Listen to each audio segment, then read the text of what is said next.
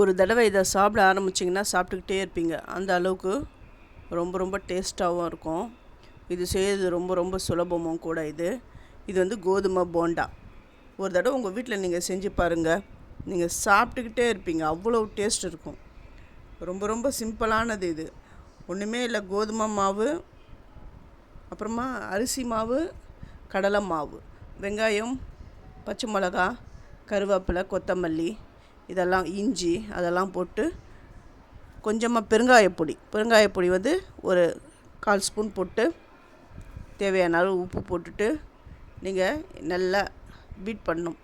இதுக்கு வந்து ஆப்ப சோடா இஷ்டம் இருந்தால் போடுங்க. அப்படி எனக்கு இந்த ஆப்ப சோடாலாம் வேணாம் அப்படின்றவங்க இந்த பழைய இட்லி மாவு இருக்குது பாருங்கள், அது ஒரு குழி கரண்டி இதில் சேர்த்துக்கோங்க. சேர்த்துட்டு நல்லா கலந்துட்டு நீங்கள் இதை ஒரு தடவை செஞ்சு பாருங்களேன். அவ்வளோ கிறிஸ்பியாக அவ்வளோ நல்லா இருக்கும். நான் சொல்கிறத விட நீங்கள் செஞ்சு பார்த்துட்டு எப்படி இருக்குதுன்ட்டு நீங்கள் எனக்கு கமெண்ட் பண்ணுங்கள். அதுவும் இல்லாமல் இந்த போண்டா, இந்த கோதுமை போண்டா இது கிளியராக வேணும் அப்படின்றவங்க என்னுடைய சேது சித்ரா கிச்சனில் போய்ட்டு பாருங்கள்.